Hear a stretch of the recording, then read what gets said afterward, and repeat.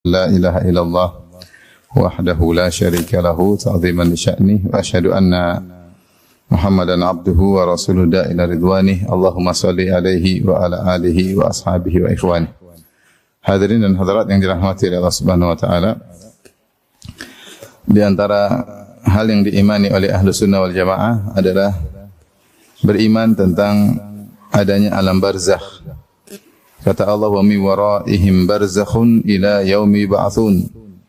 Dan setelah itu ada kehidupan barzakh sampai hari kiamat, yaitu alam perantara antara alam dunia dengan alam kebangkitan yang dikenal dengan alam barzakh atau disebut juga dengan alam kubur, ya.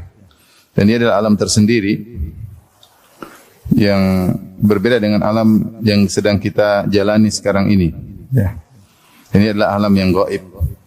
Di dalam alam tersebut terjadi banyak kejadian-kejadian. Di antaranya yang paling menakutkan adalah seorang bisa disiksa dalam alam tersebut, alam kubur tersebut, alam barzakh. Dan Nabi SAW pernah menjelaskan dalam satu hadis, laula alla tadafanu lada'autullah azza wa jalla an yusmi'akum min adzabil qabr. Kalau bukan karena kalian bakalan tidak saling menguburkan, tentu akan aku berdoa kepada Allah agar kalian mendengar sebagian dari azab kubur. Itu Rasulullah SAW sebenarnya ingin kita dengar tentang azab kubur, karena kalau seorang tahu tentang azab tersebut, tentunya dia akan bertakwa kepada Allah Subhanahu wa taala. Namun kalau kita mendengar azab kubur, maka tidak seorang pun akan menguburkan saudaranya, takut diazab. Takut diazab. Hadis ini ada kisahnya. Kenapa Rasulullah melakukan demikian? Bainama Nabi sallallahu alaihi wasallam, dari Zaid bin Thabit, hadis riwayat Muslim, ketika Nabi sallallahu alaihi wasallam fi haitin li Bani Najjar ala baghlatin lahu wa nahnu ma'ahu. Nabi sedang naik begol. Begol itu adalah persilangan antara kuda dengan himar, ya. Sehingga tidak lebih tinggi daripada kuda, tapi lebih tinggi daripada himar di antara. Rasulullah naik begol dengan penuh tawadhu'nya, dan kami bersama Nabi sallallahu alaihi wasallam. Idhadat bihi fakadat tulqihi. Tiba-tiba begol tersebut melengos atau membalik arah, ya. Hampir dengan ketakutan hampir menjatuhkan Nabi sallallahu alaihi wasallam. Wa idza akburun sittah, tiba-tiba ada 6 kuburan, atau 5 atau 5 kuburan, atau 4 atau 4 kuburan kita lihat. Ya. Faqala, Rasulullah bertanya sallallahu alaihi wasallam, man ya'rifu ashaba hadhil akbur? Siapa yang tahu penghuni kuburan-kuburan ini? Faqala rajulun ana. Ada yang mengatakan saya, Rasulullah. Qala famata mata haula. Mereka meninggalnya kapan? Qala matu fil isyraq. Mereka meninggal di zaman jahiliyah dalam kondisi apa? Syirik. Jadi isyraq maksudnya di zaman jahiliyah dalam kondisi musyrik. Maksudnya sudah lama. Sudah lama mereka meninggal dunia dalam jahiliyah. Itu sebelum Nabi diangkat menjadi seorang Nabi. Itu sudah puluhan tahun lalu atau ratusan tahun lalu, sudah lama. Ini kuburan lama. Ya. Di zaman jahiliyah, ya. Rasulullah SAW aja baru ke Madinah pada setelah berusia 53 tahun, setelah 13 tahun di Mekah. Ya. Artinya orang ini dikubur di zaman jahiliyah itu sebelum Nabi diangkat menjadi seorang Nabi. Itu puluhan tahun atau bisa jadi lebih daripada itu.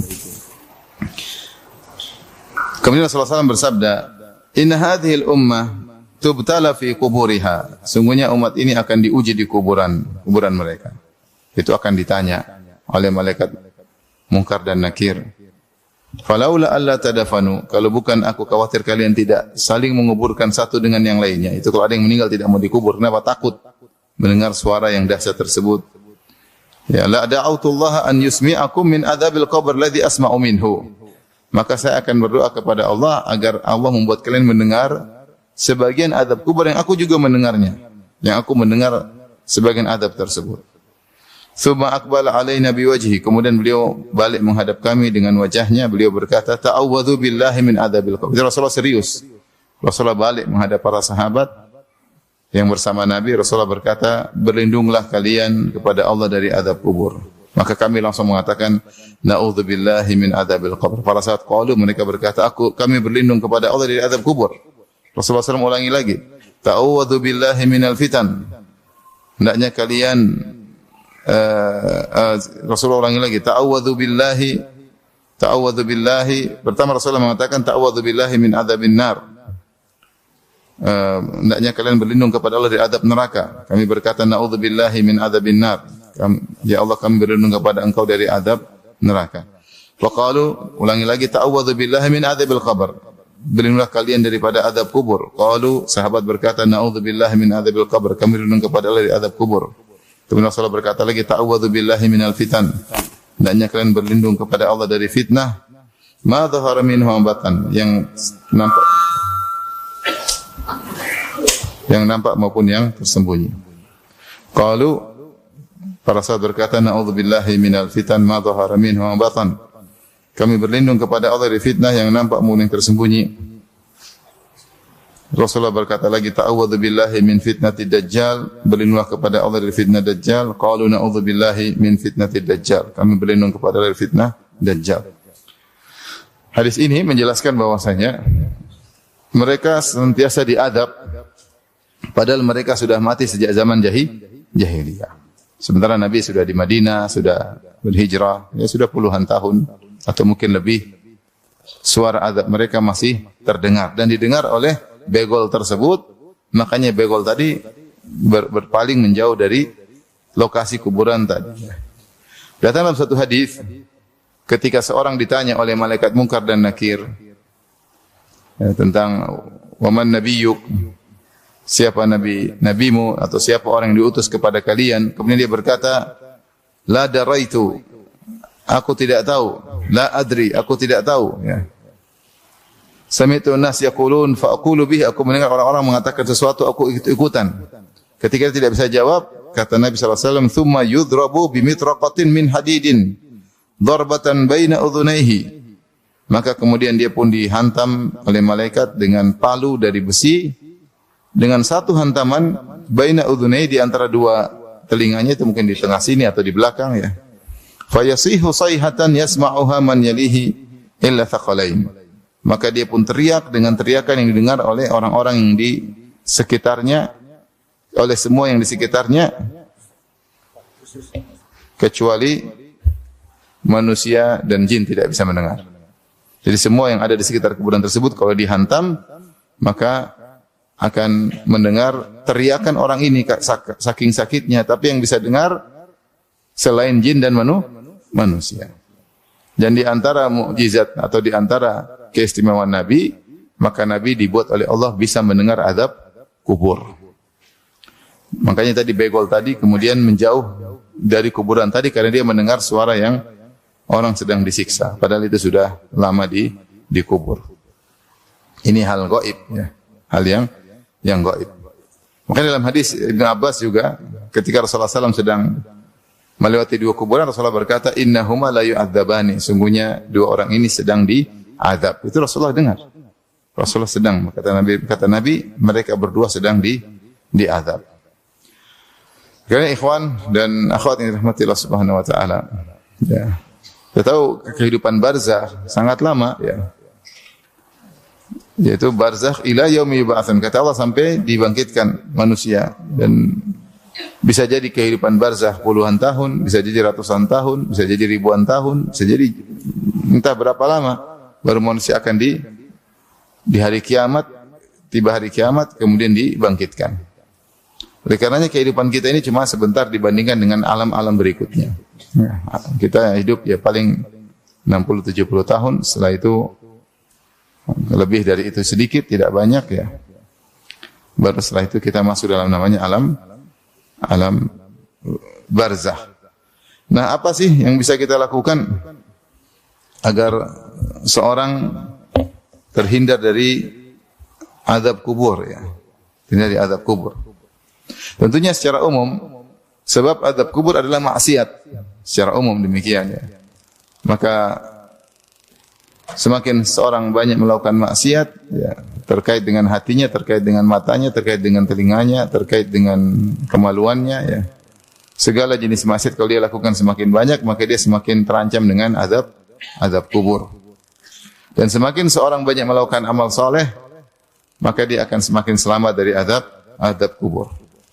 Tapi apa yang dilakukan seorang agar selamat dari azab kubur? Ada beberapa amalan yang diharapkan bisa menyelamatkan seorang dari azab kubur yang sangat mengerikan, ya.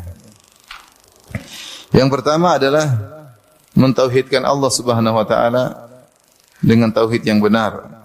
Berusaha hanya bergantung kepada Allah, berusaha cari muka hanya kepada Allah Subhanahu wa taala, berusaha tidak mengharap pujian dan sanjungan dan pengakuan manusia sebisa mungkin. Tidak bergantung hati kepada makhluk sebisa mungkin, ya. Sebisa mungkin. Tidak mengharap pujian mereka semaksimal mungkin. Kenapa? Karena Allah berfirman, ya, dalam Al-Quran, yuthabbitullahu alladhina amanu bil qawli tsabiti fil hayatid dunya wa fil akhirah. Sungguhnya Allah mengkokohkan orang-orang yang beriman dengan al-qaul tsabit, dengan perkataan yang kokoh fil hayatid dunya, ketika di dunia, wa fil akhirah, dan juga di akhirat. Dan qaul tsabit maksudnya kalimat tauhid, yaitu syahadah la ilaha illallah, syahadah Muhammadar Rasulullah. Siapa yang beriman maka pada hari di dunia dia akan mudah mengucapkan kalimat tersebut. Dan di antara tafsiran ayat ini, kalau di akhirat di antaranya adalah di barzakh, ketika ditanya oleh malaikat Munkar dan Nakir, maka dia bisa menjawab. Yutsabbitullah, Allah kokohkan dia sehingga dia bisa menjawab tiga pertanyaan tersebut. Man rabbuk, wa madinuk, wa man nabiyyuk. Siapa Tuhanmu, apa agamamu, dan siapa nabimu, ya. Dan tentu sering saya sampaikan bahwasanya jawaban atas pertanyaan ini bukan masalah hafalan, ya, tetapi masalah keimanan. Siapa yang imannya semakin bagus, tauhidnya semakin kuat, maka dia mudah menjawab. Karena datang dalam riwayat orang munafik ditanya dengan pertanyaan tersebut dan mereka tidak bisa jawab. Mereka mengatakan, ha la adri, saya tidak tahu, saya tidak tahu. Padahal orang munafik kenal betul Nabi sallallahu alaihi wasallam. Bahkan mereka hidup di kota Madinah, bertetangga dengan Nabi sallallahu alaihi wasallam, mereka salat bareng dengan Nabi sallallahu alaihi wasallam, mereka juga terkadang berinfak, terkadang mereka ikut serta dalam jihad. Tentu mereka tahu betul siapa Nabi, siapa Allah, dan agama Islam. Tapi ketika ditanya di alam barzah, mereka dibuat lupa, dibuat tidak ingat. Kenapa? Karena mereka tidak beriman. Jadi masalahnya bukan masalah hafalan, ya, tapi siapa yang beriman akan bisa jawab, siapa yang tidak bisa beriman karena saking takutnya dia lupa sehingga dia tidak bisa jawab. Maka seorang berusaha bertauhid, menjaga kalimat tauhid dengan harapan ketika ditanya oleh malaikat Munkar dan Nakir, dia akan ditolong oleh Allah, dikokohkan sehingga dia bisa menjawab pertanyaan malaikat Munkar dan Nakir. Yang kedua, ya,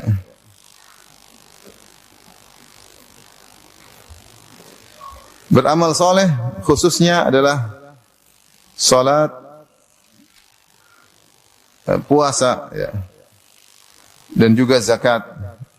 Salat, zakat, puasa, dan amal soleh secara umum, ya.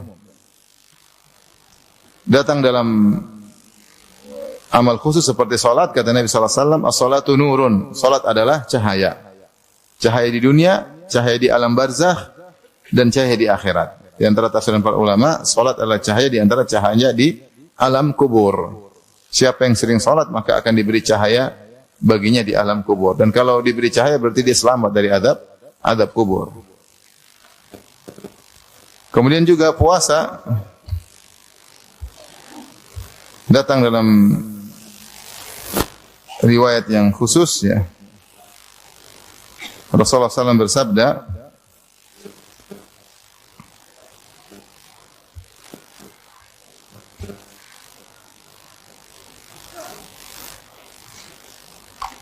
as-sawmu junnatun min adzabillah ka junnati ahadikum minal qital, ya.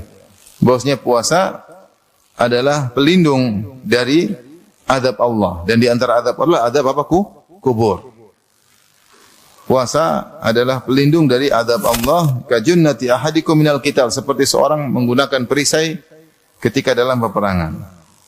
sehingga dia bisa terhindar dari azab. Di antaranya adalah azab kubur ya. Tapi saya bacakan satu hadis yang dihasankan oleh para ulama tentang amal saleh.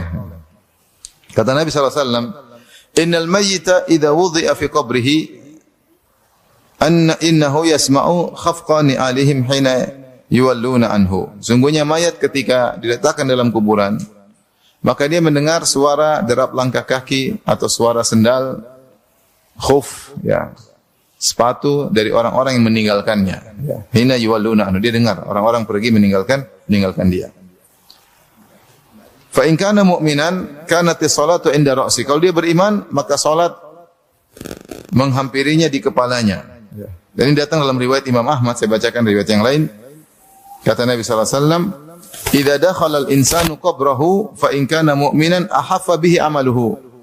Jika seorang manusia dimasukkan dalam kuburannya, jika dia beriman, maka amalan dia akan meliputinya. As-salat was-siyam, salat dan puasa akan meliputinya. Ini dua amalan sangat penting yang menghalangi seorang dari azab kubur. Secara umum amal solehnya seluruhnya meliputinya, khususnya salat dan puasa.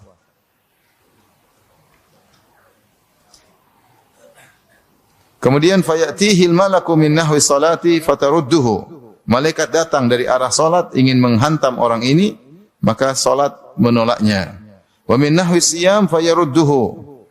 Maka malaikat ingin menghantamnya dari arah di mana ada puasa, maka puasa menolak. Ini dalam hadis riwayat Al-Imam Ahmad. Ditafsirkan dalam hadis yang kita baca sekarang.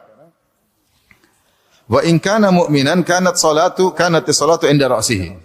Kalau dia beriman maka salat menjaga di bagian kepalanya. Wa kana siyamu an yaminihi, dan puasa sebelah kanannya. Wa kanatiz zakatu an shimalihi, dan zakat sebelah kirinya. Wa kana fi'lul khairati minas sadaqati was-silati wal ma'rufi wal ihsani ila nasi inda rijlaihi. Adapun perbuatan kebajikan seperti sedekah, menyambung silaturahmi dan berbuat baik kepada manusia inda rijlaihi, berada di kakinya. Jadi diputi dari segala arah. Fayu'ta min kibali ra'sihi, maka malaikat datang ingin mengadabnya dari arah kepalanya. Fataqulu salat, maka salat berkata, ma kibali madkhal, tidak ada arah dari sisiku, tidak bisa.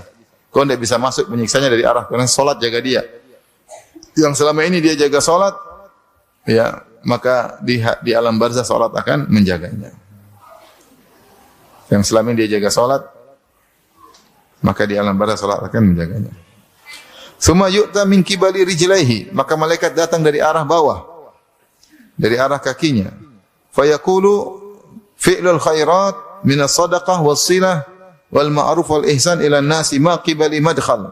Maka berkatalah amal saleh, yaitu perbuatan-perbuatan baik seperti sedekah, menyambung silaturahmi, al ma'ruf wal ihsan, berbuat baik kepada orang lain, membantu orang lain.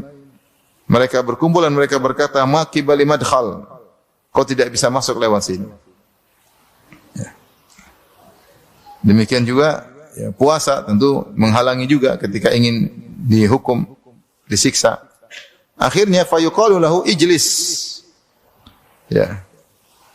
Maka akhirnya dikatakan silakan duduk. Ya. Silakan duduk. Baik. Akhirnya ditanya, Ara'aitaka hadzal ar-rajul alladhi kana fikum ma taqulu fihi wa madza tashhadu bihi alaihi. Kemudian ditanya, bagaimana menurut engkau tentang lelaki ini yang diutus kepada kalian, maksudnya Rasulullah sallallahu alaihi wasallam. Maka orang ini berkata, da'uni hatta usalliya. Saya salat dulu.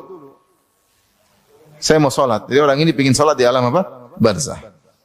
Fayaquluna innaka sataf'al. Mereka berkata, kau akan melakukannya. Akhbirna nas'aluka anhu. Jawab dulu pertanyaan kami.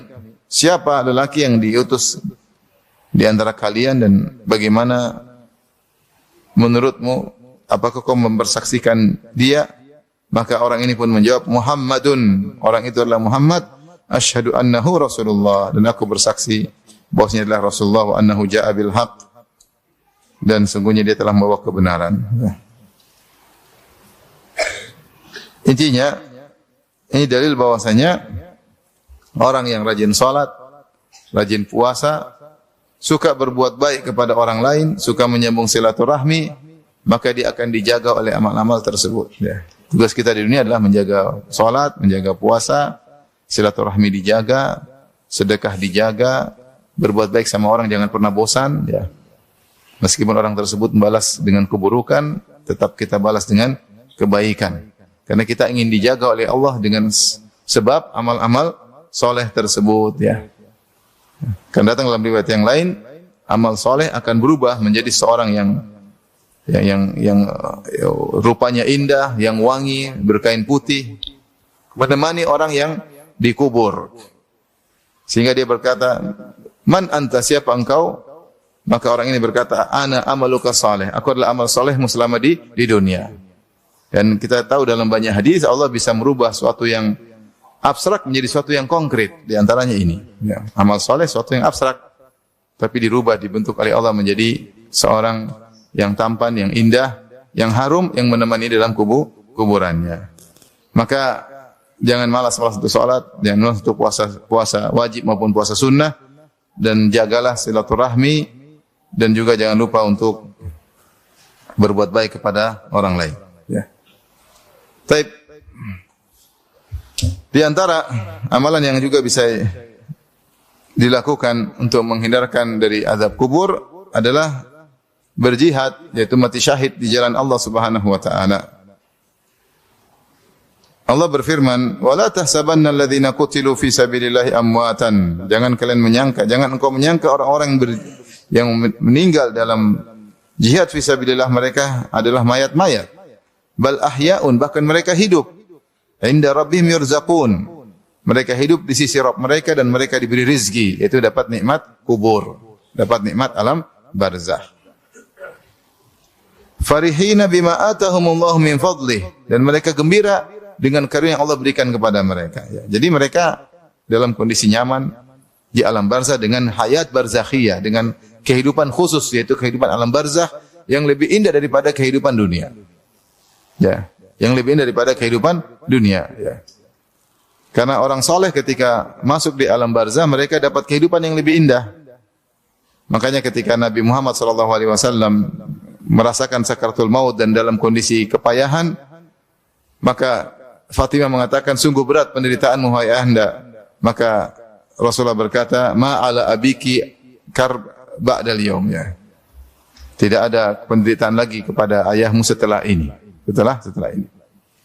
Jadi orang yang saleh, mereka berpindah kepada alam yang mereka hidup lebih indah lagi. Dalam hadis Ibnu Mas'ud radhiyallahu anhu, ya, ketika beliau ditanya oleh Masruq muridnya tentang makna ayat bahwasanya orang-orang yang mati syahid hidup di sisi Allah Subhanahu wa taala, maka Ibnu Mas'ud berkata, "Kami bertanya yang sama kepada Nabi sallallahu alaihi wasallam tentang ayat ini, maksudnya bagaimana?" Maka Rasulullah SAW menjelaskan tentang hayat barzakhiyah, kehidupan alam barzakh, kenikmatan yang dialami oleh orang-orang yang mati syahid. Kata Nabi SAW, "Arwahuhum fi jawfi tayrin khudr." Ruh mereka berada di dalam rongga burung yang berwarna hijau. Jadi kata para ulama, karena mereka telah mengorbankan jasad mereka dicabik-cabik di jalan Allah Subhanahu wa taala, maka di alam barzakh mereka diganti dengan jasad sementara berupa burung yang berwarna apa? Hijau. Karena kenikmatan alam barzakh, kenikmatan masih muqaddimah, belum sempurna kenikmatannya. Ya, tapi dibandingkan dunia sudah jauh lebih baik. Ya. Nanti ketika hari kiamat baru dikembalikan jasad yang luka-luka tadi, dikembalikan sehingga sempurna menikmati kenikmatan di surga. Ya. Untuk di alam barzakh, dan alam barzakh ini ada connecting dengan surga. Ini hal yang gaib. Ya. Manusia dikubur di kuburan, di tanah, surga di langit. Tapi ada connecting. Gimana caranya? Hanya Allah yang tahu. Allah menciptakan dimensi, Allah mengkaitkan dimensi satu dengan yang lainnya, mengkaitkan alam satu alam yang lainnya. Hanya Allah yang tahu. Ini hal yang gaib. Kita hanya bisa beriman di luar daripada nalar kita. Maka kata Rasulullah SAW, "Arwahuhum fi jawfi tayrin khudr." Ruh mereka berada di dalam rongga burung yang berwarna hijau. Laha qanadil mu'allaqatun bil arsh. Dan burung-burung ini punya sangkar yang gantung di arsy Allah Subhanahu wa taala. Tasrahu minal jannati haitsu sya'at. Yang burung-burung ini terbang ke mana-mana mengitari surga yang dia inginkan. Summa ta'wi ila tilkal qanadil. Kemudian burung tersebut bersangkar ke sangkar-sangkar tadi.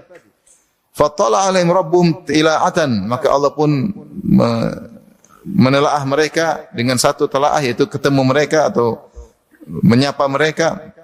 Faqala hal tashtahuna syai'an, kalian ingin sesuatu yang lain, itu mau nikmat yang lain. Faqalu ayya syai'in nashtahi wa nahnu nasrahu minal jannati haitsu syi'na. Apalagi yang mau kami mau ya Allah, sementara kami berterbangan ke surga kemana saja yang kami sukai. Kita kalau di dunia ditanya begitu, pengen lagi? Tentu kita pengen lagi, ya enggak? Artinya kenikmatan dunia punya keterbatasan. Masih pengen lagi? Pengen punya rumah lagi, pengen punya mobil lagi, pengen muda lagi, pengen ini lagi, banyak yang diinginkan. Pengen punya anak lagi, banyak. Tapi mereka ketika ditanya, kalian masih pengen apa? Ada sesuatu yang diinginkan, kata mereka, apalagi mau diinginkan ya Allah? Sementara kami sudah berterbangan di surga di mana saja yang kami sukai. Fa fa'ala dzalika bihim thalatha marrat. Allah Subhanahu wa taala tanya mereka sampai 3 kali seperti itu. Jawabannya sama. Mereka tidak ingin apa-apa, sudah nikmat yang luar biasa. Makanya dalil bahwasanya kehidupan di alam berikutnya bagi orang beriman adalah kehidupan yang lebih indah. Makanya saya pernah menghibur ada kerabat ya. Anaknya meninggal, hafiz Quran, sekolah di UIM ya.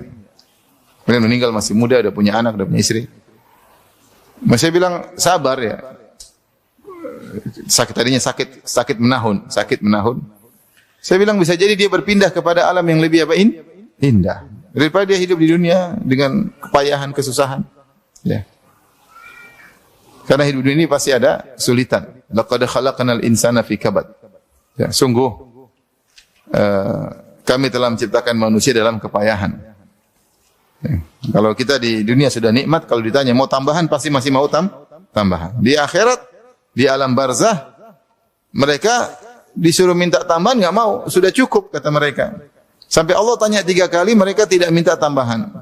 Falamma ra'au annahum lan yutraku min an yus'alu, ketika mereka tahu mereka akan ditanya lagi, akhirnya mereka jawab, ya Rabbi, nuridu an turadda arwahuna fi ajsadina hatta nuktal fi sabilillah maratan ukhra. Kalau memang ada yang mau kami minta, ya Allah kembalikan roh kami ke jasad kami, hidup lagi di dunia supaya kami perang lagi, mati lagi.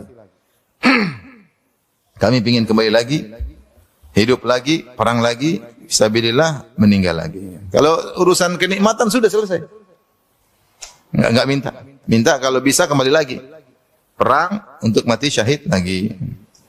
Falamma ra'a an laisa lahum hajatan turiku. Tatkala Allah lihat mereka tidak ingin sesuatu, maka ditinggalkan. Jadi ini dalil bahwasanya mereka dalam kenikmatan yang luar biasa. Inda rabbihim yurzaqun, dan mereka diberi nikmat, diberi rezeki di sisi Allah Subhanahu wa taala, yaitu para syuhada. Nah, kalau mereka dapat nikmat kubur, pasti mereka selamat dari adab kubur.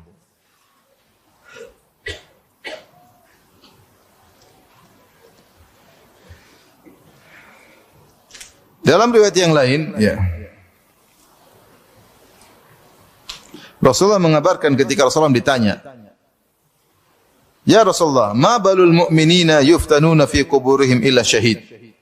Ya Rasulullah, kenapa kaum mukminin tetap diuji di kuburan? Itu fitnah kubur, maksudnya pertanyaan malaikat mungkar dan nakir. Di kubur itu ada beberapa peristiwa. Yang pertama adalah dokter, himpitan. Yang kedua fitnah, yaitu pertanyaan, ujian. Fitnah bahasa Arab artinya di antaranya apa? Ujian. Yaitu pertanyaan malaikat mungkar dan nakir dengan 3 pertanyaan tersebut. Dari situ ada hasilnya. Kalau bisa jawab dapat nikmat kubur, enggak bisa jawab dapat adab kubur. Dan semua mukmin ditanya. Dan para sahabat tahu semua mukmin ditanya kecuali yang mati syahid.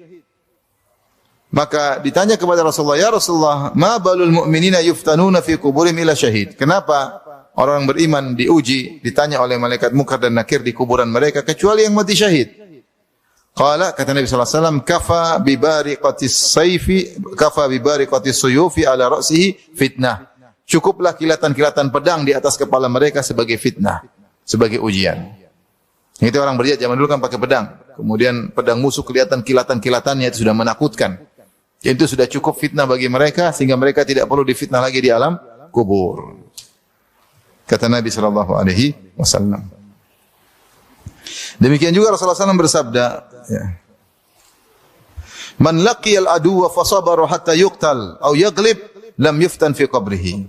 Siapa yang bertemu dengan musuh ketika jihad, lantas dia bersabar sampai dia meninggal, ya, atau dia menang, dia meninggal atau dia menang, lam yuftan fi qabrihi. Dan ini dalil bahwasanya tidak harus dia mati syahid.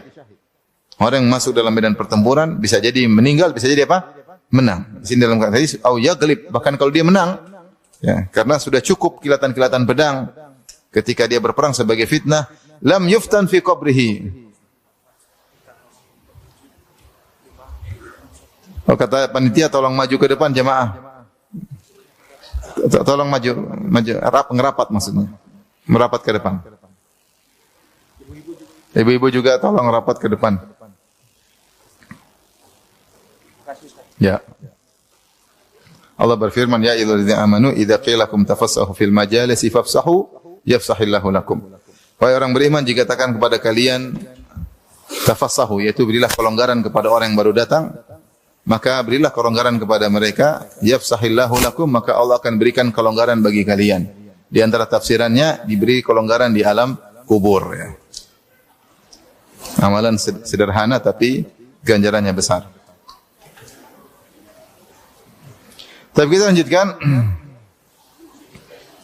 Jadi kalau seorang bertemu musuh, kemudian dia bersabar sampai terbunuh atau dia menang, lam yuftan fi qabrihi, maka dia tidak akan difitnah dalam kuburannya. Itu tidak akan ditanya oleh malaikat Munkar dan Nakir. Ini karena fitnah ini luar biasa, ya.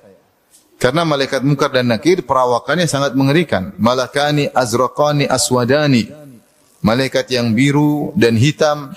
Yuqalu li ahaduhuma Munkar wa lil akhar Nakir. Yang satu namanya Munkar, yang satunya namanya Nakir. Dan Munkar dalam bahasa Arab sesuatu yang diingkari. Itu perawakan mereka diingkari oleh hati seseorang ketika melihatnya. Mengerikan. Makanya warna biru, warna hitam, mengerikan. Ya. Maka Rasulullah mengatakan ada fitnah yang lebih ringan, tapi sudah mewakili fitnah kubur. Yaitu kilatan pedang ketika seorang berjihad. Kafa bibarakatis suyuf. Ya, fitnah. Ala ra'si fitnah, cukuplah kilatan-kilatan pedang yang berkilat-kilat di depan kepalanya, di atas kepalanya sebagai fitnah. Ya. Dengan syarat tadi, sabara, dia bersabar ketika berperang. Makanya kita dapati beberapa kisah para sahabat ketika mereka berjihad ditemukan dalam tubuh mereka puluhan bekas senjata musuh. Ya, seperti disebutkan dari Ja'far bin Abi Thalib. Ketika meninggal ini ditemukan 80 bekas senjata musuh. Pedang, ataupun tombak, ataupun panah. 80 dan semuanya berada di depan tubuhnya. Ya. Menunjukkan beliau tidak mundur meskipun satu langkah pun. Karena kalau beliau balik, pasti ada luka di belakang. Berarti beliau sabar ketika bertempur. Taib. Demikian juga Rasulullah SAW bersabda, li syahidi indallahi sittu khisal. Orang yang mati syahid di sisi Allah mendapatkan 6 keistimewaan. Yughfaru lahu fi awwali daf'ah. Ketika darah muncrat dari dia pertama kali langsung diampuni oleh Allah Subhanahu wa taala. Yang kedua, yara maq'adahu minal jannah. Dia melihat tempatnya di surga. Kemudian wa yujaru min adzabil qabr, dan dia dilindungi dari azab kubur. Ini di antaranya. Dia dilindungi dari azab kubur. Wa ya'manu minal faza'il akbar, dan dia akan merasa aman ketika terjadi ketakutan yang besar. La yahzunuhumul faza'ul akbar. Mereka tidak disedihkan dengan al-faza'ul akbar, ketakutan yang besar. Ada banyak pendapat, ada yang mengatakan ketakutan ketika neraka dihadirkan untuk mengadab orang-orang kafir, maka ketakutan yang luar biasa, atau ketika neraka ditampakkan menimbulkan kelautan, ketakutan luar biasa. Tapi orang beriman tidak. Ada yang mengatakan ketakutan ketika Di hari kebangkitan tiupan sangkakala, ketika hari kebangkitan orang pada ketakutan, ya. Ka'annahum jaradun muntashir, lari ke sana kemari seperti belalang yang berterbangan tidak teratur karena ketakutan. Mereka tidak. Ada ketenangan yang Allah berikan kepada mereka. Ini di antara keistimewaan orang yang mati syahid. Yang berikutnya, wa yudha'u ala ra'sihi tajul waqar, dan diletakkan di atas kepalanya mahkota kemuliaan. Al-yaqutatu minhu khairun min dunya wa fiha. Al-yaqut maksudnya adalah intan. Kalau di dunia intan, ya. Intan yang ada di mahkota tersebut satu aja lebih baik daripada dunia dan seisinya. Wa yuzawwaju bi 72 zawjah min al-huril ain. Dan dia dinikahkan dengan 72 bidadari. Sedikit atau banyak? Cukuplah 72. Bidadari. Ini selain istrinya di dunia, ya. Ini bidadari dinikahkan kepada dia, ya. 72. Wa yushaffa'u fi 70 min aqaribihi, dan dia diizinkan untuk beri syafaat kepada 70 kerabatnya. Mamaknya, pada bapaknya, pada adiknya, pada kakaknya, pada ponakannya, pada kerabatnya, pada kerabat istrinya, terserah dia 70 orang disuruh pilih. Subhanallah. Di antaranya tadi wajujaru min adzabil qabr, akan diselamatkan dari adab kubur. Ini di antara amal yang menghalangi seorang atau menyelamatkan seorang dari fitnah kubur. Inti ikut berjihad. Menang atau kalah ikut berjihad maka akan selamat dari adab atau fitnah kubur. Akan selamat dari fitnah kubur. Yang selamat dari fitnah kubur berarti selamat dari adab kubur. Amal berikutnya Ar-ribat fi sabilillah. Ribat maksudnya adalah menjaga di daerah perbatasan. Ini amalan yang susah. Perbatasan daerah musuh dengan daerah kaum muslimin. Karena awal sekali musuh akan menyerang pasti lewat daerah perbatasan. Dan tugas mereka sangat berat. Yang jadi masalah musuh tersebut sering datang tiba-tiba, tidak diduga kapannya. Ya. Sehingga mereka harus siap 24 jam. Jihad lebih susah, tetapi jihad tersebut ada waktunya, perang, habis itu pulang. Kalau yang murabit bertahan. Dan serangan bisa datang kapan saja. Keserangan bisa datang kapan saja. Maka ada, ya mungkin tidak harus medan pertempuran, tapi mereka selalu bersiap siaga. Mereka bersiap siaga itu saja sudah merupakan pahala yang besar, meskipun belum berperang. Ya. Sehingga amal tersebut amal yang sulit. Bersiaga di daerah perbatasan. Ribat. Dari Fadhalah bin Ubaid radhiyallahu anhu, Rasulullah SAW berkata, kullul mayyit yukhtamu ala amalihi ilal murabit. Setiap orang yang meninggal dunia maka amalnya berhenti. Seperti dalam hadis, idza matal insan inqata'a amaluhu, jika seorang manusia meninggal terputus amalannya. Ilal murabit, kecuali yang menjaga daerah perbatasan, fa innahu yanmulahu amaluhu ila yaumil qiyamah, maka amalnya tetap berlanjut sampai hari kiamat. Wa yu'ammanu min fattanil qabr, dan dia akan diamankan dari pemfitnah kubur, maksudnya dari malaikat mungkar dan nakir. Ini keistimewaan orang yang murabit. Jadi yang biasa dia kerjakan dalam dunia ini tetap berjalan sampai hari kiamat. Dia sering puasa, dia sering sholat, dia sering baca Quran, jalan terus. Ini pahala besar bagi orang yang al-murabit, yang berjaga daerah perbatasan. Makanya kalau kita di Arab Saudi, imam-imam sering mendoakan, ya Allah, jagalah para para polisi, para askar, kemudian al-murabitin, jagalah orang yang berjaga daerah perbatasan. Mereka sering didoakan. Ya, mereka sering didoakan. Karena tugas mereka berat. Dalam hadis yang lain, Salman Al-Farisi radhiyallahu anhu, beliau berkata, sami'tu Rasulullah sallallahu alaihi wasallam yaqul, aku mendengar Rasulullah sallallahu alaihi wasallam bersabda, ribatu yaumin fi sabilillah afdalu wa rubbama qala khairun min siyami syahrin wa qiyamihi wa man mata fihi uqiya fitnatal qabr wa nummiya lahu amaluhu ila yaumil qiyamah.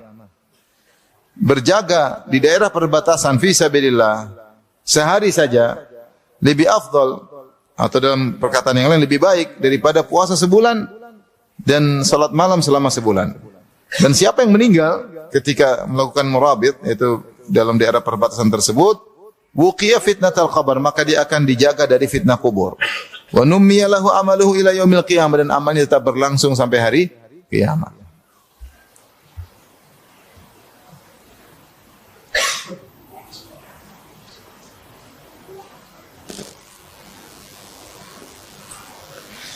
Di antara amal juga yang bisa menghalangi azab kubur adalah berlindung kepada Allah dari azab kubur. Seperti tadi hadis yang kita sebutkan, Zaid bin Thabit, Rasulullah mengatakan, "A'udzu billahi min adzabil qabr." Berlindunglah kepada Allah dari azab kubur, ya. Maka kita dawamkan doa tersebut, ya. Di antaranya kita dawamkan ketika sedang tasyahud, ya. Ketika seorang sedang tasyahud, kata Nabi sallallahu alaihi wasallam, "Idza faraga ahadukum min at-tashahhudil akhir." Jika salah seorang dari kalian sudah selesai di tasyahud akhir, falyata'awwadz billahi min arba', maka hendaknya berlindung kepada Allah dari 4 perkara. Min adzabi jahannam, yaitu Allahumma na'udzubika min adzabi jahannam. Wa min adzabil qabr, berlindung dari azab kubur. Min fitnatil mahya wal mamat, dari fitnah kehidupan dan kematian. Wa min syarril masiihid dajjal, dan fitnah dajjal. Jadi kalau kita sudah tasyahud selesai, kita baca Allahumma na'udzubika min adzabi jahannam wa min adzabil qabr. Tapi harapan saya bukan sekedar baca, tapi dihayati. Doa itu paling penting adalah menghayati. Makanya Rasulullah SAW mengatakan, "Ud'u Allah wa antum muqinuna bil ijabah." Berdoalah kepada Allah dan kalian dalam kondisi yakin diijabahi. Wa'lamu, ketahuilah, anna Allah la yastajibu du'aan min qalbin ghafilin lahin. Allah tidak mengabulkan doa dari orang yang hatinya ghafil, lalai. Jadi kalau berdoa bukan sekedar lafal yang kita ucapkan, tapi kita konsen. Allahumma na'udzubika min adzabi jahannam. Sambil kita bayangkan bagaimana dahsyatnya neraka jahanam. Wa min adzabil qabr. Kita bayangkan hidup di alam berikutnya, mudah-mudahan dapat nikmat kubur. Ngeri kalau dapat azab kubur. Ya. Ngeri. Kalau dapat apa azab? Azab kubur, ya.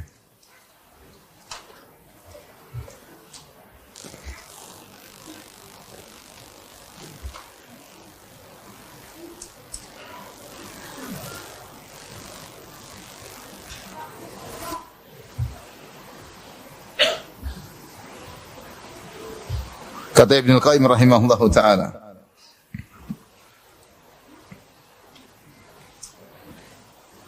ketika menyebut orang-orang yang diadab di kuburan akibat maksiat-maksiat yang mereka lakukan, kata Ibnu Qayyim rahimahullahu taala, "Wa kullu haula'i wa amsaluhum yu'adzabuna fi quburihim bihadhil jara'im bihasabi kathratiha wa qillatiha wa saghiriha wa kabiriha." Dan mereka semua dan yang semisalnya diadab dalam kuburan mereka dengan sebab dosa-dosa ini. Tergantung banyaknya atau sedikitnya, sesuai dengan kadar banyak dan sedikitnya, besar maupun kecilnya. Walamma kana aktsaru an-nasi kadzalik, kana aktsaru ashabil qubur mu'adzabina. Karena kebanyakan orang suka bermaksiat, melazimkan kebanyakan orang diadab di kuburan. Kata Ibnu Qayyim. Kebanyakan orang bertakwa atau bermaksiat? Bermaksiat. Karena kebanyakan orang melakukan maksiat-maksiat tersebut, maka kebanyakan orang dikubur, penghuni kubur diadab. Wal faizu minhum qalil, dan yang selamat dari adab kubur cuma sedikit. Fa dhawahirul quburi turabun wa bawatinuha hasaratun wa adzabun. Luar kuburan tersebut dari atas kita lihat hanyalah tanah. Sementara di balik kuburan tersebut isinya adalah penyesalan-penyesalan dan azab. Wa adzabu dhawahiriha bit-turabi wal hijarati al-mankushati mabniyatun. Dhawahiruha bit-turabi wal hijarah al-mankushah mabniyatin wa fi batiniha ad-dawahi. Di atasnya kita lihat ditimpa dengan batu-batu dan tanah, ya. Bahkan sebagian kuburan dihiasi dengan kuburan yang indah, dipahat batu-batu tersebut, hiasan di atasnya, wa fi batiniha, sementara di balik kuburan tersebut ad-dawahi wal baliyat, perkara-perkara yang dahsyat, penderitaan-penderitaan. Taglibil hasarati kama taglil qudur bima fiha. Maka kedahsyatan tersebut, ya, bencana-bencana tersebut menjadikan mendidihnya penyesalan-penyesalan sebagaimana panci yang mendidih membuat air bergejolak ya, beriak. Jadi Ibnu Qayyim mengatakan mengerikan ya bahwasanya kuburan di atasnya oke, di bawahnya mengerikan. Siapa yang kuat ya? Kita tanpa taruhlah tidak ada azab di bawahnya, kita enggak kuat. Panas terik, batu di atasnya, ya. Kesendirian. Taruhlah tidak ada azab, siapa yang kuat di dalam alam seperti itu? Kesendirian, kegelapan, terhimpit. Bagaimana kalau disertai dengan azab kubur? Oleh karenanya seorang ketika berdoa dengan serius. Tadi doanya apa? Allahumma inna a'udzubika min adzabi jahannam wa min adzabil qabr wa min fitnatil mahya wal mamat wa min syarri fitnatil masih dajjal. Berdoa 4 itu. Berlindung daripada fitnah kehidupan dan kematian. Ya. Fitnah kehidupan kematian ini di antara muqaddimah dari fitnah azab kubur ya. Jadi Rasulullah dari awal azab neraka jahanam. Kemudian sebelumnya lagi azab apa? Kubur. Sebelum azab kubur ada fitnah kehidupan dan kematian.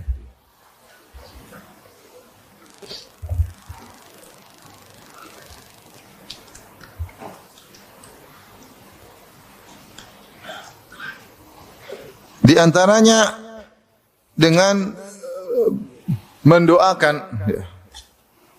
orang yang baru dikubur. Baru dikubur kita doain dia.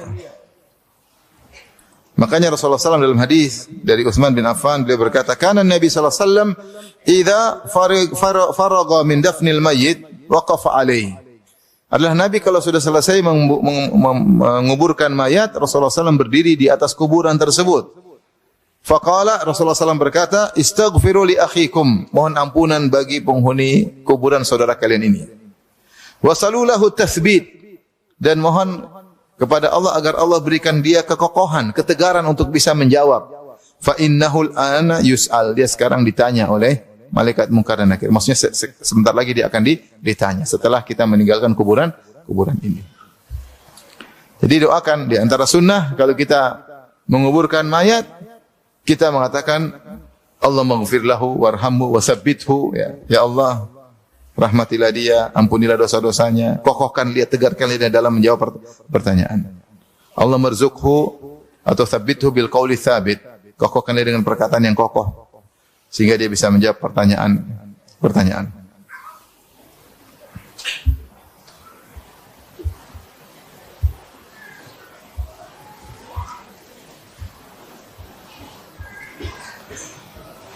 Sekarang yang keberapa?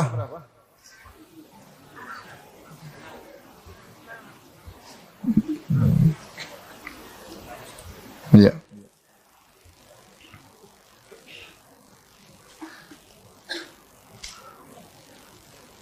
Di antara sebab utama seorang agar diselamatkan dari azab kubur adalah bertobat dan beristighfar.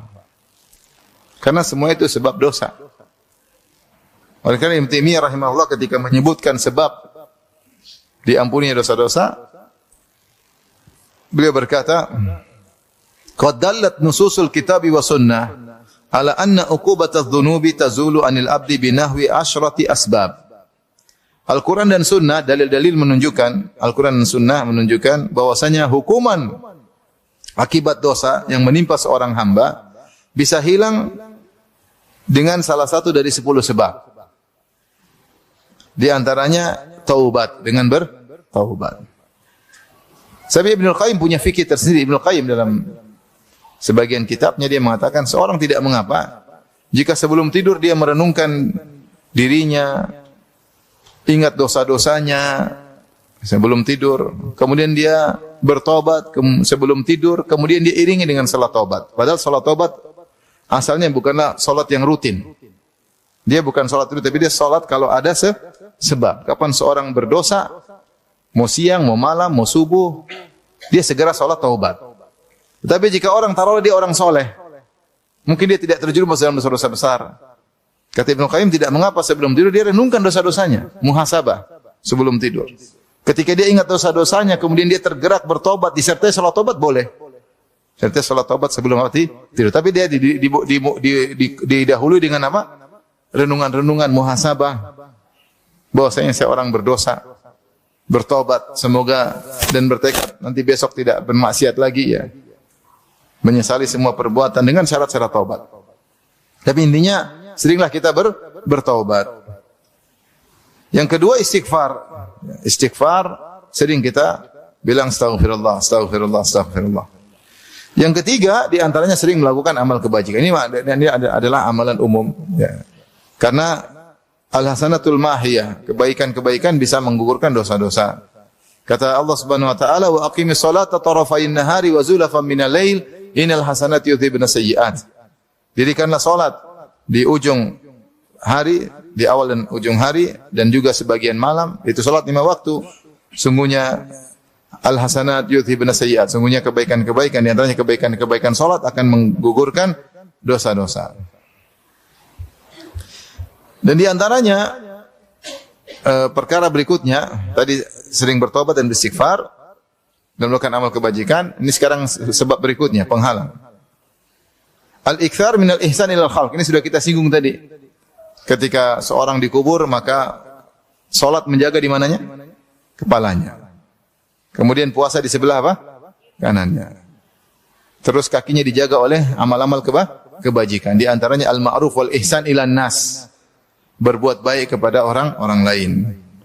Kalau ada orang mengalami penderitaan, kita tahu dia sedang menderita, itu kesempatan kita untuk menghilangkan penderitaannya agar kita dihilangkan penderitaan kita. Di dunia maupun di akhirat. Terutama di akhirat. Penderitaan di dunia ini masih kita bisa jalani. Tapi kalau penderitaan di alam barzakh kita enggak ada pilihan. Apalagi penderitaan di hari kebangkitan. Makanya Rasulullah SAW bersabda, "Man naffasa an mu'min kurbatan min kurabid dunya, naffasa Allah an kurbatan min kurabi yaumil qiyamah." Siapa yang memberi keringanan kepada seorang mukmin penderitaannya di dunia, maka Allah akan berikan dia keringanan atau melenggakan atau menghilangkan penderitaannya dari penderitaan hari kiamat. Ya. Ya. Oleh karena seorang berusaha al-jazaa misal amal, ya. Balasan sesuai dengan perbuatan. Siapa menghilangkan penderitaan seorang, dia akan dihilangkan penderitaan di dunia. Tapi Nabi tidak sebutin siapa menghilangkan penderitaan seorang di dunia akan dihilangkan penderitaannya di dunia juga. Rasulullah langsung sebut penderitaan hari kiamat. Kenapa? Karena penderitaan dunia itu ringan. Yang paling penting penderitaan hari kiamat. Siapa yang menghilangkan penderitaan seorang, dia akan dihilangkan penderitaan. Termasuk di antaranya penderitaan di alam barzakh. Kalau orang dalam kondisi kepepet, lagi sulit, kita tahu dia jujur, dia sulit, dia menderita, kita bantu. Penderitaan apapun, umum. Kata Nabi SAW, kurbatan min kurabid dunia. Penderitaan apapun dari penderitaan dunia. Mungkin dia butuh uang, mungkin dia butuh obat, mungkin dia butuh teman, mungkin dia butuh apa kayak. Dia menderita. Sisihkan waktu kita untuk membantu. Sisihkan kita harta untuk membantunya.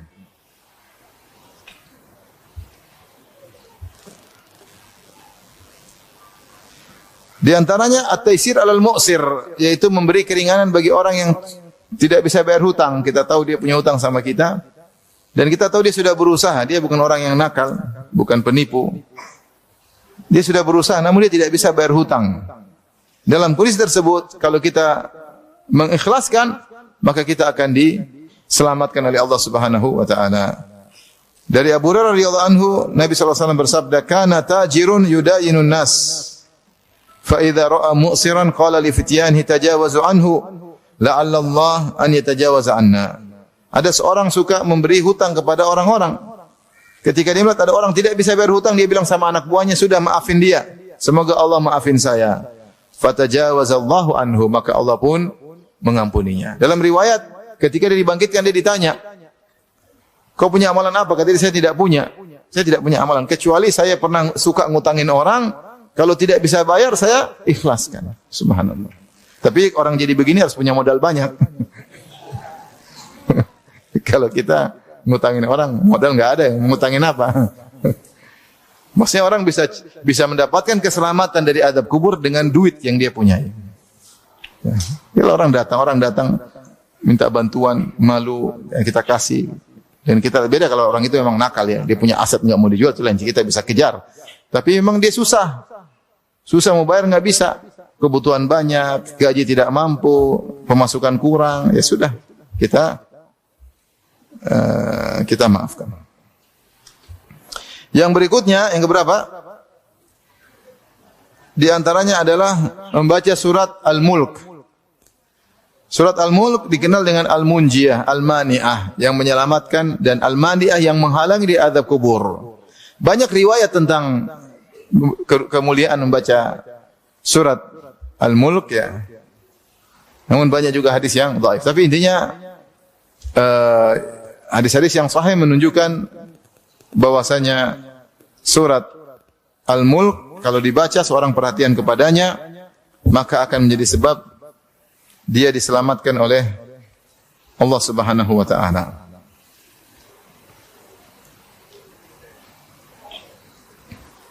Dalam riwayat Rasulullah bersabda, "Inna suratan min kitabillahi ma hiya illa 30 ayah.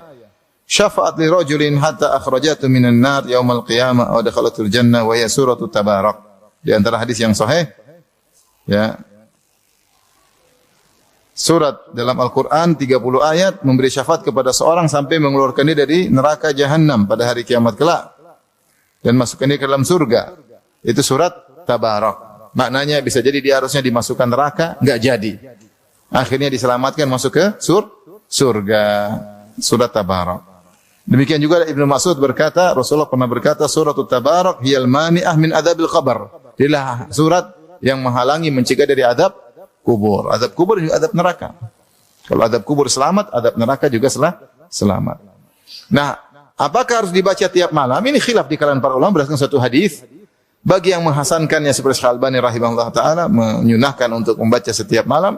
Bagi yang mendhaifkannya mengatakan tidak. Yang penting kita sering baca surat Al-Mulk, tidak harus tiap malam. Kapan saja. Yang penting ada perhatian terhadap surat Al-Mulk, sering baca. Suka dengan surat tersebut, sering dibaca dalam salat sunnah misalnya. Jadi imam ya, sering silakan. Ibu-ibu di salat fardu sering baca. Tidak harus tiap hari tapi seringlah punya perhatian.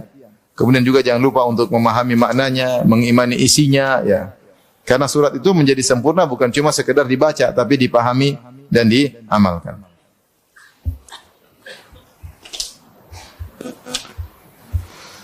Sekarang yang keberapa? Yang terakhir. Di antara yang menghalangi seorang dari azab kubur adalah menghindarkan diri atau menjauhkan diri dari amalan-amalan yang merupakan sebab azab kubur. Menjauhkan diri dari amalan-amalan atau dosa-dosa yang merupakan sebab azab kubur. Datang dalam beberapa hadis di antaranya adalah namimah dan tidak menjaga diri ketika buang air kecil. Rasulullah SAW marra bi qabrain, kata Ibn Abbas, Rasulullah SAW melewati dua kuburan. Faqala innahuma la yu'adzabani, sungguhnya dua penghuni kubur ini sedang diazab. Wa ma yu'adzabani fi kabirin, mereka diazab bukan pada perkara yang besar, itu perkara yang mereka bisa tinggalkan. Dalam riwayat kata bal kabir, kata Rasulullah, bahkan ini perkara besar sehingga buktinya mereka diazab. Amma ahaduhuma fakana yamshi bin namimah. Adapun yang satu karena suka jalan ke sana kemari mengadu domba, bikin cerita sehingga satu orang benci kepada saudaranya. Ya. Dia bikin narasi sehingga suami benci kepada istrinya. Ah, istrimu kayak gitu, istrimu gini-gini. Nah, ini dibenci sama istrinya.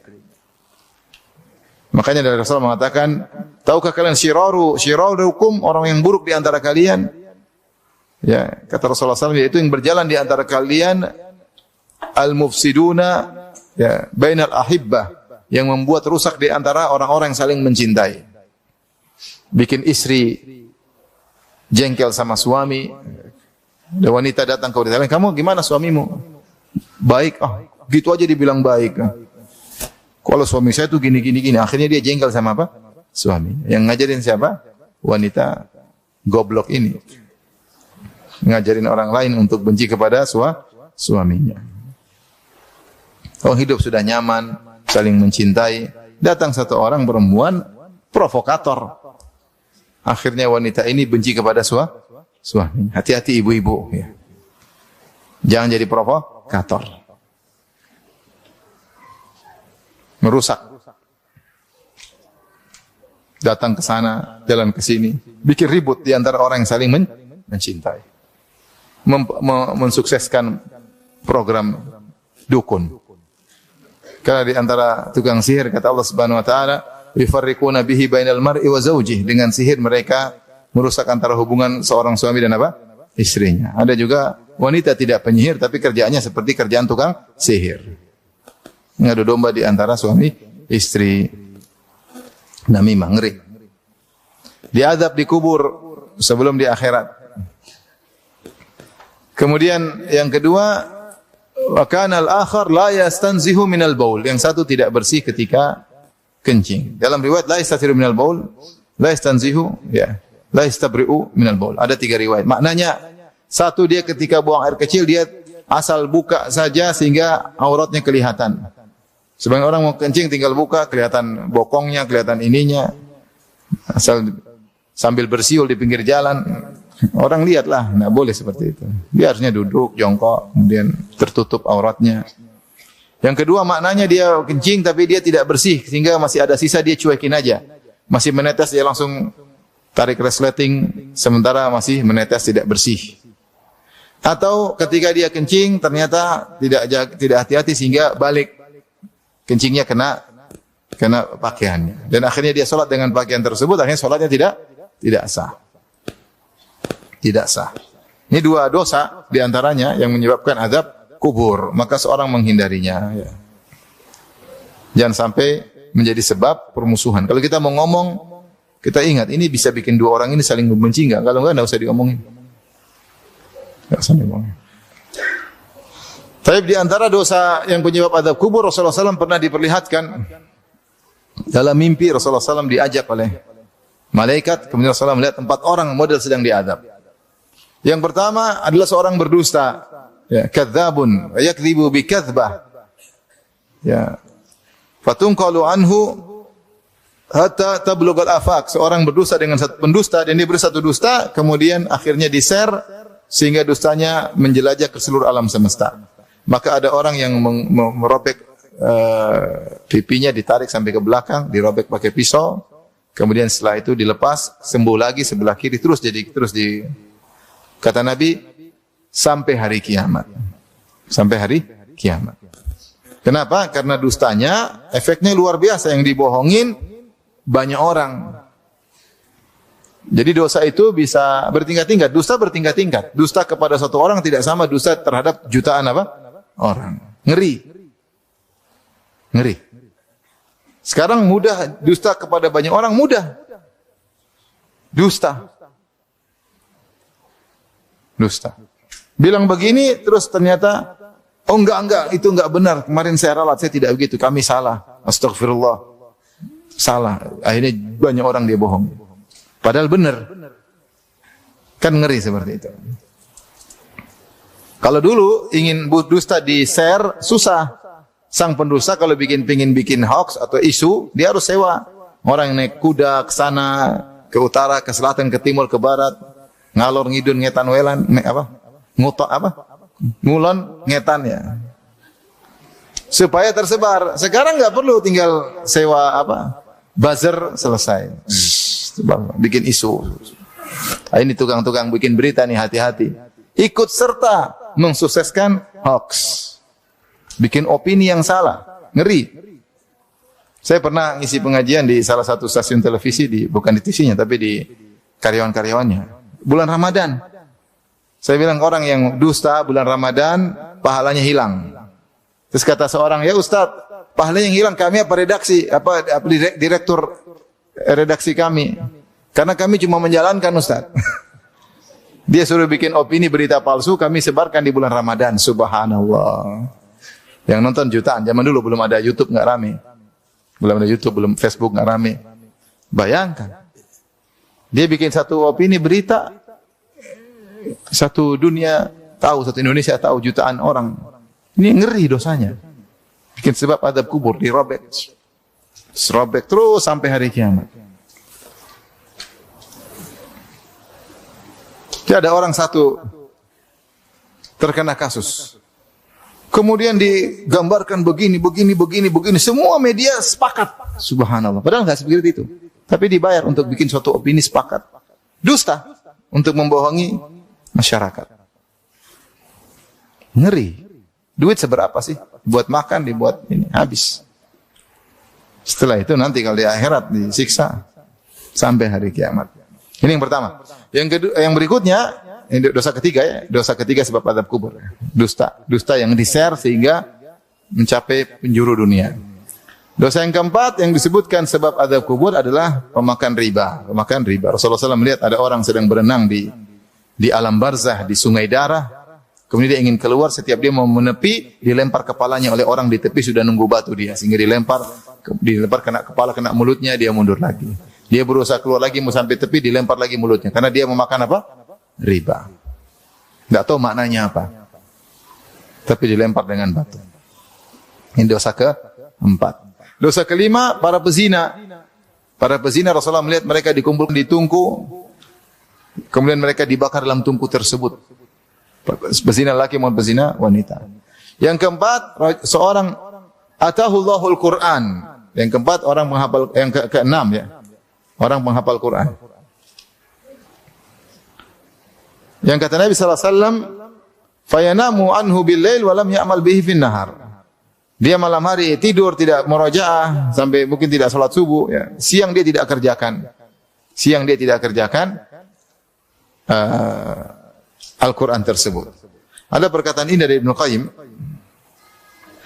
Taib, Rasulullah Ibnu Qayyim berkata dalam kitabnya Zadul Ma'ad, "Walihada kana ahlul Quran humul alimuna bihi al-amiluna bima fihi." Namanya ahlul Quran yang mulia adalah orang-orang yang mereka mengerti tentang Al-Quran dan mengamalkannya. Wa illam yahfadhu an dhahri qalb, meskipun mungkin tidak hafal 30 juz. Tapi dia memahami, kemudian dia mengamalkan. Wa amma man hafidhahu wa lam yafhamhu, adapun orang yang hafal Quran tapi tidak paham, wa lam ya'mal bihi, apalagi tidak mengamalkannya, falaysa min ahli, maka dia bukan ahlul Quran. Wa in aqama hurufahu iqamata sahmi, meskipun dia baca Quran dengan tepat, pas, ya, tapi kalau tidak diamalkan percuma. Bahkan ada riwayat tadi disebutkan di antara azab kubur, seorang diberi Al-Quran, kemudian dia tidak mengamalkannya. Ya. Sebagian ulama mengatakan seakan dia menghina nikmat. Ini nikmat luar biasa, tapi dia cuekin, malah dia buang, malah dia tidak amalkan. Setelah dia menghafal Quran sebelumnya, maka dia akan diadab di alam barzakh. Ya. Tapi demikian saja, ikhwan dan akhwat yang dirahmati Allah Subhanahu wa taala. Semoga Allah menjauhkan kita dari azab kubur. Demikian saja. Wabillahi taufiq wal hidayah. Assalamualaikum warahmatullahi wabarakatuh.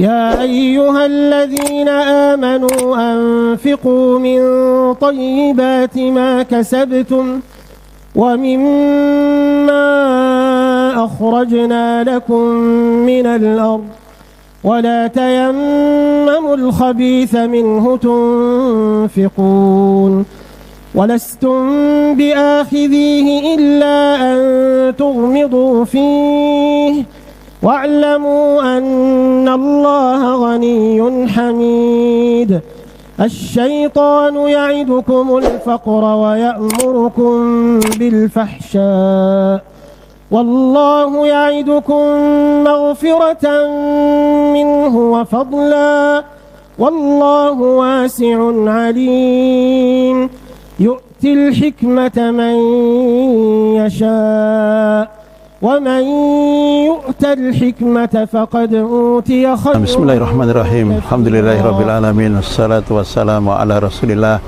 Muhammadin wa ala alihi washabihi wa mawala wa ba'd. Hari ini saya berkesempatan berkunjung ke Pasaman, dan siang ini kita bisa mengunjungi televisi Najia. Masya Allah Ta'ala, televisi ini sudah banyak memberikan manfaat kepada Islam dan kaum muslimin yang ada di Pasaman secara khusus dan wilayah-wilayah sekitarnya secara umum, karena televisi ini sudah pakai satelit sehingga bukan hanya mereka di Sumatera yang bisa menikmatinya, bahkan di luarnya mereka juga bisa menikmatinya. Ada hal yang penting kita sampaikan kepada para pemirsa. Ternyata untuk operasional kegiatan televisi ini tidak kurang 45 juta harus mereka keluarkan setiap bulan, dan donasi yang terkumpul tidak lebih dari 15 juta. Maka saya mengetuk kepada para pemirsa Najia TV dan yang lainnya untuk bisa menemani donasinya kepada televisi ini, sehingga kegiatan yang mereka laksanakan bertambah lebih lancar di hari-hari mendatang insyaallah ta'ala. Demikian sedikit yang bisa kita sampaikan. Wassalamualaikum warahmatullahi wabarakatuh.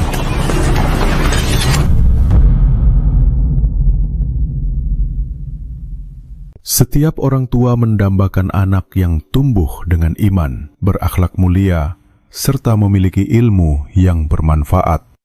Anak yang hatinya terpaut dengan Al-Quran menjadikannya pelita dalam hidup, sekaligus bekal di dunia dan akhirat.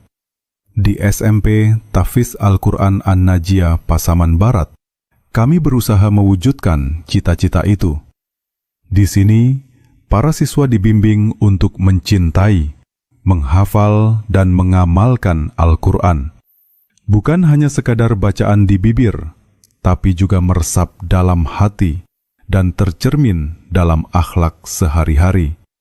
Dengan guru-guru yang sabar dan berpengalaman, proses belajar berlangsung penuh kasih sayang, disiplin, dan keteladanan Islami. Fasilitas yang kami sediakan pun dirancang agar anak-anak dapat belajar dan tinggal dengan nyaman. Ruang kelas yang bersih dan rapi, dilengkapi meja kursi yang nyaman, serta suasana tenang yang mendukung proses belajar mengajar. Masjid Al-Afaf menjadi pusat kegiatan ibadah harian para siswa. Disinilah sholat berjamaah, tahsin, tahfidz, dan kajian rutin dilaksanakan, sehingga setiap langkah mereka senantiasa berlandaskan ibadah. Untuk siswa yang tinggal di pondok, tersedia asrama yang aman dan teratur, dipisahkan antara putra dan putri. Tempat tidur yang tertata rapi, lingkungan yang bersih, serta pengawasan dari ustadz dan ustazah pembina membuat anak-anak belajar hidup disiplin dan mandiri. Tidak lupa, ada ruang makan bersama yang sederhana namun nyaman. Disinilah mereka belajar kebersamaan, saling menghargai, dan menikmati hidangan dengan penuh rasa syukur. Lingkungan sekolah yang hijau, asri, dan jauh dari kebisingan menghadirkan suasana tenang untuk belajar, beribadah, dan menghafal Al-Quran dengan khusyuk.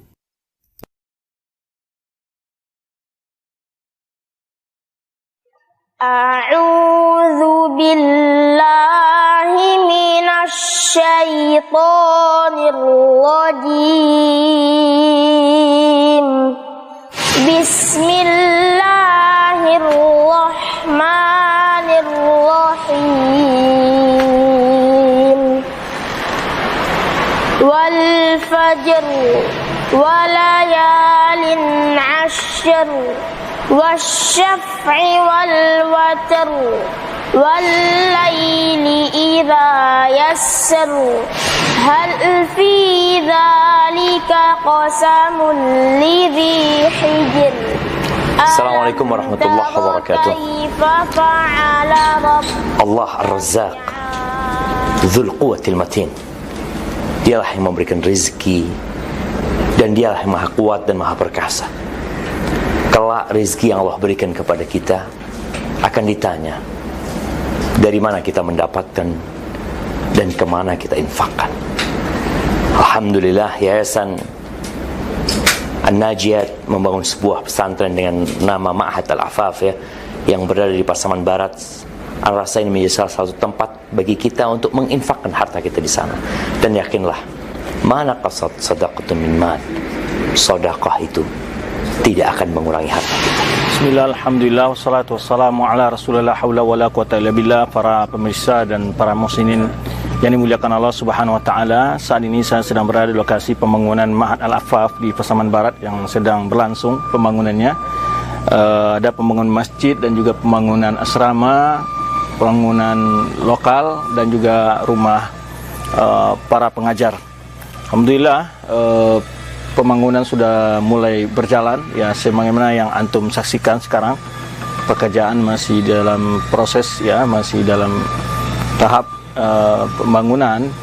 Kami tetap berharap dukungan doa dari antum, semoga pembangunan Ma'had Al-Afaf ini dimudahkan secepatnya bisa kita manfaatkan untuk pendidikan putra-putri kita dan mencetak generasi Islam yang akan sebagai penerus generasi ya umat ini dan juga bagi pembangunan bangsa dan negara kita ke depannya.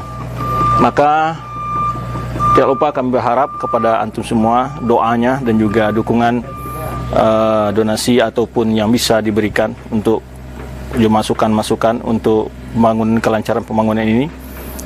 Dan kami juga mengucapkan terima kasih banyak jazakumullah khairan bagi para donatur yang telah menyisakan sebagian hartanya untuk mendukung pembangunan Ma'had Al-Afaf ini, di mana membutuhkan dana dukungan ya, walaupun dana utamanya datang dari seorang muhsinin atau donatur dari negara Kuwait, namun ada dana pendamping untuk kesempurnaan dari dana utama yang telah direncanakan di dalam sebuah program ini.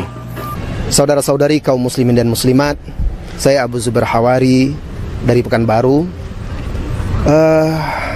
Bersama video ini saya ingin mengetuk pintu hati kaum muslimin dan muslimat untuk bersama-sama berjuang membantu pembangunan pondok pesantren Al-Afaf di Pasaman yang dibina oleh Ustadz Dr. Ali Musri Semjan dan juga Ustadz Desman Caniago. Nah, pondok pesantren adalah benteng anak-anak kita, tempat mereka dibina, dididik menjadi generasi-generasi muslim yang bertakwa dan istiqomah. Saat ini pondok pesantren Al-Afaf masih membutuhkan uluran tangan para donatur untuk menyelesaikan pembangunan. Apabila Anda, saya, kita semua bersama-sama, insya Allah menjadi ringan. Sedikit yang engkau infakkan, maka berlipat ganda di sisi Allah Subhanahu wa Ta'ala. Tinggalkan jejakmu di dunia, engkau wafat, pahala masih mengalir terus karena sedekah jariahmu. Ayo mari berinfak untuk pembangunan pondok pesantren. Amman hadzal ladzi yarzuqukum in amsaka. Assalamualaikum warahmatullahi wabarakatuh. Alhamdulillahirabbil alamin wassalatu wassalamu ala asyrafil anbiya'i wal mursalin wa ala alihi wa sahbihi ajmain. Amma ba'd. Kaum muslimin dan muslimat dimuliakan Allah Subhanahu wa taala, Yayasan An-Najah Pasaman Barat sedang membangun sebuah komplek pendidikan yaitu Ma'had Al-Afaf, Yayasan Najah Pasaman Barat. Alhamdulillah pembangunan ini membutuhkan biaya yang sangat besar. Yang kita memang ada bantuan, tapi kita harus mengumpulkan dana pendamping yaitu 5 miliar. Maka oleh karena itu kita mengajak pemirsa yang dimuliakan Allah Subhanahu wa taala, mari kita bersama-sama untuk mensukseskan pembangunan ini dan mencukupi kekurangan yang ada. Semoga Allah Subhanahu wa taala memberikan balasan yang berlipat ganda. Kirimkan wakaf dan donasi Anda ke nomor rekening yang tertera di layar kaca Anda. Terima kasih banyak. Wassalamualaikum warahmatullahi wabarakatuh. Assalamualaikum warahmatullahi wabarakatuh. Amman hadzal ladzi yarzuqukum in amsaka rizqahu bal lajju fi 'utuwwin wa nufur. Afaman yamshi mukibban 'ala wajhihi ahda amman yamshi sawiya amman yamshi sawiyan 'ala siratin mustaqim.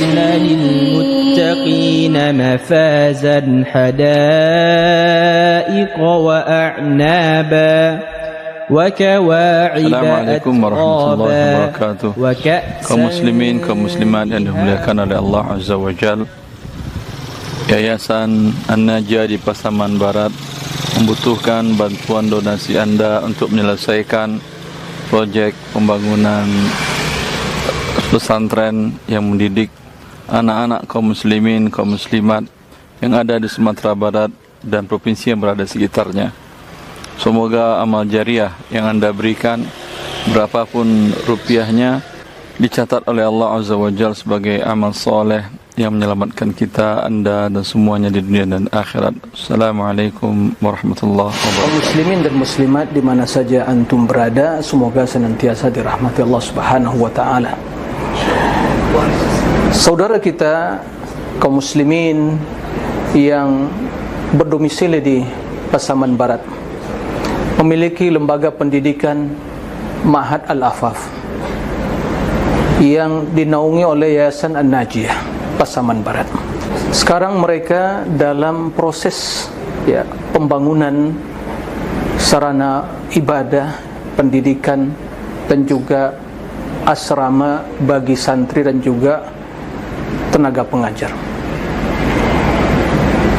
Oleh karena itu, pada kesempatan yang mulia ini kami mengajak kaum muslimin di mana saja berada untuk ikut berpartisipasi, memberikan yang terbaik dari kekayaan harta yang Allah curahkan pada kaum muslimin untuk membantu saudara-saudara kita di Pasaman Barat menyelesaikan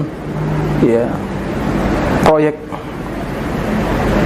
pendidikan dakwah yang bertujuan untuk mendidik generasi Islam yang akan melanjutkan tongkat estafet perjuangan Islam menuju masyarakat yang mulia, bermartabat, memiliki akidah yang benar, akhlak yang mulia dan amal yang soleh, sehingga mereka menjadi orang-orang yang akan membuka pintu kebaikan.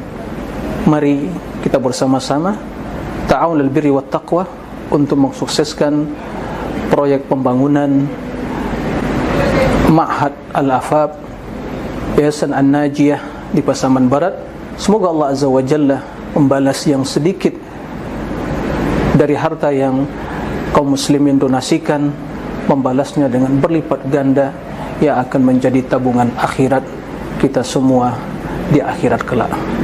Demikian, mudah-mudahan Allah mengetuk pintu hati kita dan membuka tangan kita dan juga menggunakan jari jemari kita untuk bisa mentransfer apa saja yang mampu kita bisa transfer ke rekening yang telah disediakan oleh Yayasan An-Najiyah. Demikian, wassalamualaikum warahmatullahi wabarakatuh. Bismillahirrahmanirrahim. Assalamualaikum warahmatullahi wabarakatuh.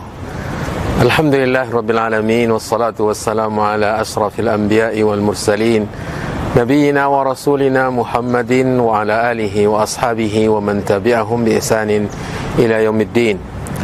Saudara-saudari kaum muslimin, kaum muslimat dimanapun berada, yang semoga senantiasa dirahmati dan dimuliakan oleh Allah Subhanahu wa taala. Kita hidup di dunia dalam proses perjuangan dengan segala yang kita miliki, dengan tenaga, dengan waktu, dengan harta. Dan dengan harta, Al-Quran banyak berbicara, menganjurkan, mendorong kita untuk menyediakan harta kita, mempergunakan harta kita, walau seminimal berapapun kita punya. Kita diperintah oleh Nabi SAW untuk menjauh dari neraka. Kata Nabi, fattaqun nar walau bisyikki tamrah. Takutlah neraka walau hanya dengan sebelah dari satu butir kurma yang kamu punya. Sementara di sini saudara-saudara kita di Pasaman Barat ada sebuah pondok pesantren Al-Afaf di bawah Yayasan An-Najiyah, sedang proses pembangunan yang luar biasa yang nanti akan berkumpul di sana generasi muda kaum muslimin untuk belajar agama, untuk mengenali Allah, mengenali agama Islam, mengenali nabinya, kemudian mereka mengajarkan kepada yang lainnya. Dan sangat menarik bagi orang yang beriman untuk menyisihkan hartanya sementara mereka membutuhkan bantuan dari kaum muslimin. Maka saya, Aspri Rahmat Azai, menghimbau semua siapapun kaum muslimin dimanapun berada untuk bekerja sama, nata'awun 'alal birri wat taqwa.